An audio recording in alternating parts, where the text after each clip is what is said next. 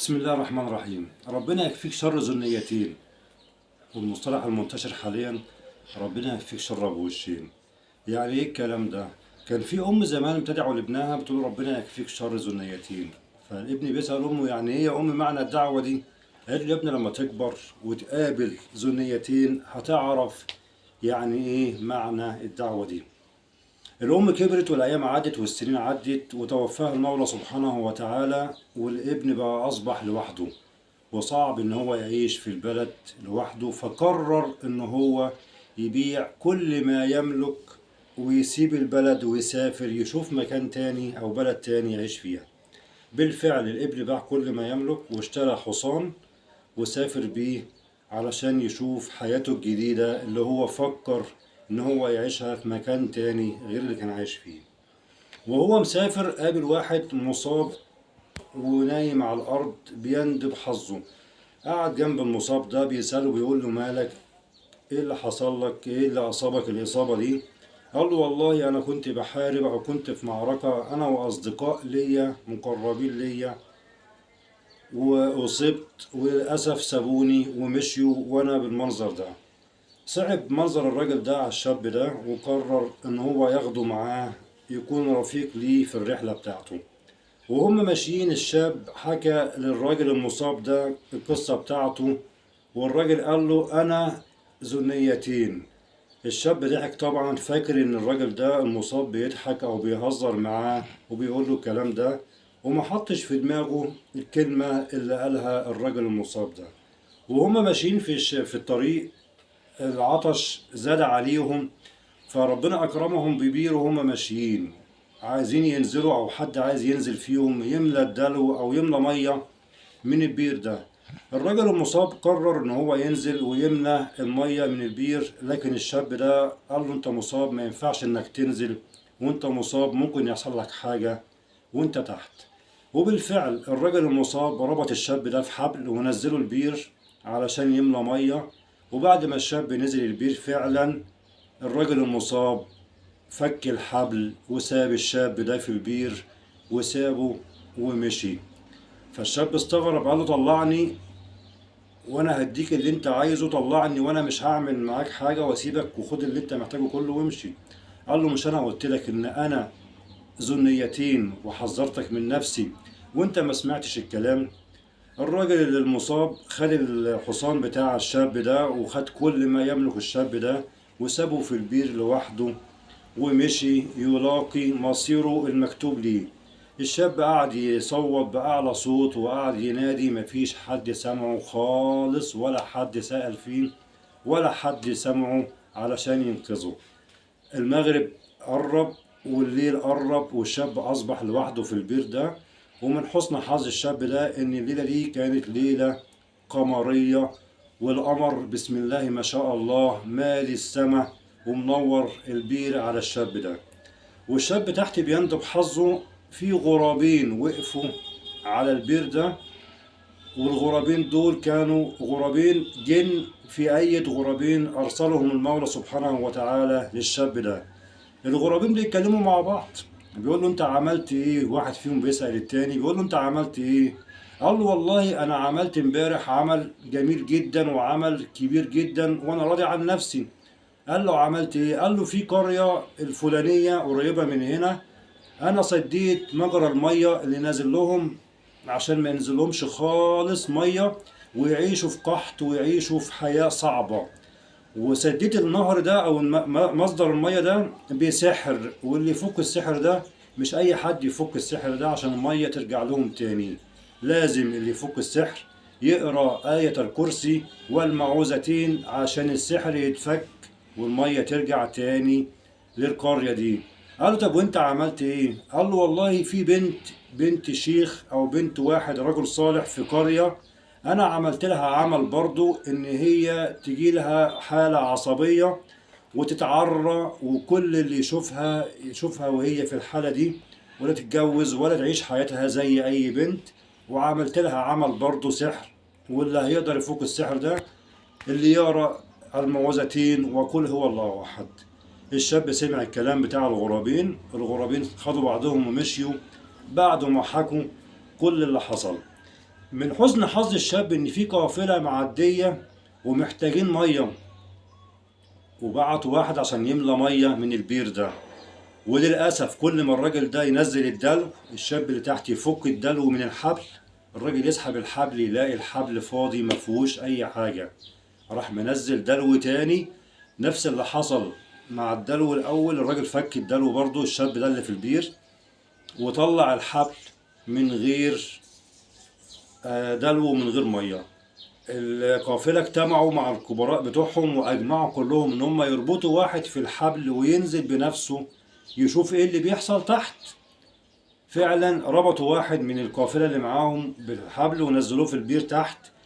شايف الشاب اللي تحت ده، افتكر الأول إن هو طبعا جن أو إنه والعياذ بالله حاجة ضارة ممكن تضره. الشاب قال له إيه ده، ما تخافش، أنا والله حصل معايا في الأمر بتاعي واحد اتنين تلاتة، وحكى له الموضوع اللي حصل معاه بالتفصيل. طلع الراجل ده ومعاه الشاب في الحبل واتعرض على القافلة بتاعته وحكى لهم نفس القصة اللي هو حكاها لهم. الشاب قال لهم انتوا رايحين فين؟ قالوا له احنا رايحين البلد الفلانية. راحوا مع بعض كلهم للبلد الفلانية، ومن حسن حظ الشاب ان البلد دي او القرية دي اللي قال عنها الغراب الاول، اللي هو منع عنهم المية وسد مجرى المية بفعل السحر. راح الشاب ده لأمير القرية أو المسؤول عن القرية دي وقعد معاه، قال له والله احنا في قحط وحالة صعبة ومفيش مية بتجيلنا ومجرى المية مسدود ومش عارفين ايه اللي حصل. قال له طب انا لو انا حليت لك المشكلة دي هتكافئني بإيه؟ قال له هكافئك بكل ما تتمنى، كل ما تشتهي. قال له يعني ايه؟ قال له كل اللي تتمناه انا هديهولك. الشاب فعلا خد بعضه وراح عند مجرى المية دي وقعد أرى المعوذتين وآية الكرسي، وبفضل المولى سبحانه وتعالى السحر اتفك. والشاب رجع للمسؤول عن القرية أو أمير القرية أو حاكم القرية، قال له أنت تتمنى إيه؟ قال له والله أتمنى مزرعة وبيت وتجارة أتاجر فيها. بالفعل الشاب حصل على اللي هو محتاجه، وربنا سبحانه وتعالى من عليه بالقرية، في القرية دي باللي هو يتمناه. نكمل مع بعض إن شاء الله بعد أذان الظهر. تاني مع بعض بعد أذان الظهر. اللهم رب هذه الدعوة التامة والصلاة القائمة آت سيدنا محمد الوسيلة والفضيلة وبعث اللهم مقاما محمودا الذي وعدته إنك لا تخلف الميعاد. نعرف مع بعض الشاب عمل إيه بعد ما خد نصيبه في القرية دي وبعد ما خد مكافئته علشان فك السحر اللي كانت مصابة بالقرية دي. الشاب بدأ يسعى ويدور عشان يوصل للقرية التانية اللي فيها البنت بنت الرجل الصالح اللي برضه اتعمل لها سحر برضه. بفضل المولى سبحانه وتعالى الشاب عرف يوصل للقرية دي وراح لأبو البنت دي وقال له انت عندك بنت فيها واحد عامل لها سحر او في سحر معمول ليها، وبيحصل معاها ان هي بتجيلها حالة عصبية وبيجيلها حالة تشنجات وبتتعرى وكله بيتفرج عليها وهي متعرية. الأب قال له فعلا عندي بنت بالمنظر ده زي ما انت وصفتها وزي ما انت قلت، وانا مش عارف اعمل معاها ايه. الشاب قال له طب لو انا فكيت السحر للبنت بنتك او لو رجعتها لطبيعتها هتكافئني بايه؟ قال له اللي انت تتمناه انا هديهولك. قال له اتمنى ان انت تجوزني بنتك دي. بالفعل دخل الشاب على البنت وقعد معاها وقرأ عليها المعوذتين وقل هو الله أحد، وبفضل المولى سبحانه وتعالى اتفك السحر عن البنت دي ورجعت تاني طبيعية زي أي بنت عايشة في وسط الناس. ربنا سبحانه وتعالى عوض الشاب ده على اللي هو شافه من الصاحب أو الذنيتين الخائن اللي هو خانه. عاش حياته عادي بفضل المولى سبحانه وتعالى مع البنت دي، وتجارته كبرت وبسم الله ما شاء الله بقى حالته المادية أحسن بكتير. لحد ما في يوم من الأيام قابل واحد مصاب وحالته ربنا يعلم بيها، مش لاقي قوت يومه، مش لاقي حتى لقمة ياكلها.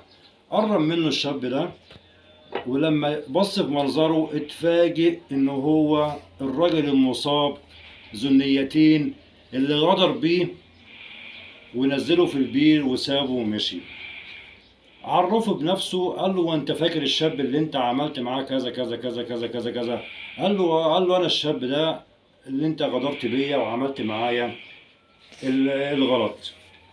حكى له اللي حصل بالتفصيل. قال له والله بعد ما سبتني في البير حصل معايا واحد اتنين تلاتة، وربنا اكرمني وجيت القرية دي وحصل كذا كذا كذا. حكى له اللي حصل معاه بالتفصيل.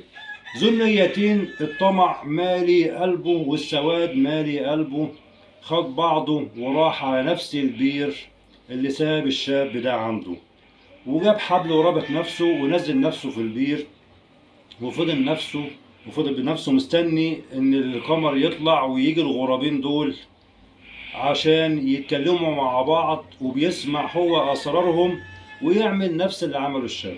وبالفعل اختار الوقت المناسب، ليلة قمرية، وراح نزل البير، والغرابين فعلا جم في نفس الميعاد اللي هم جم فيه للشاب الصالح اللي هو ربنا كافئه واداله اللي اداهوله.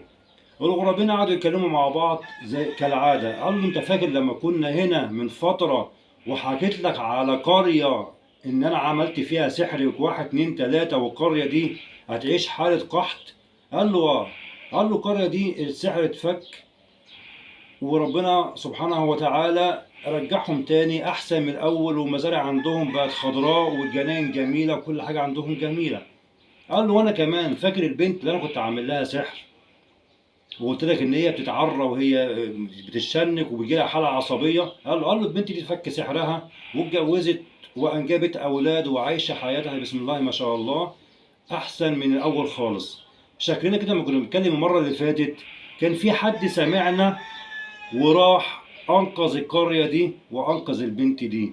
احنا مش هنتكلم هنا تاني على البير ده. البير ده شكله بير منحوس، والبيت ده شكله بير مش كويس. احنا لازم نردمه خالص ونسيبه ونمشي عشان اللي سمعنا هنا ما يعملش كده تاني. بالفعل الغرابين بدأوا يردموا في البير اللي هم واقفين على حافة البير لحد ما ردموا البير كاملا على الراجل ذو النيتين اللي هو موجود في البير. نستخلص بايه من القصة دي ونرجع بايه القصة دي؟ ان الواحد لما يعيش مع ناس ويعامل الناس دي بنية سليمة وهم يغدروا بيه ويكونوا بوشين أو زنيتين، ما يزعلش على الخير اللي هو عمله معاهم، ده بالعكس يحمد ربنا إن هو عمل خير وينتظر الثواب والأجر من المولى سبحانه وتعالى. وربنا يكفينا جميعا شر ذنيتين وشر بوشين. كل سنة وانتم طيبين، واشوفكم تاني في فيديو جديد ان شاء الله. السلام عليكم ورحمة الله وبركاته.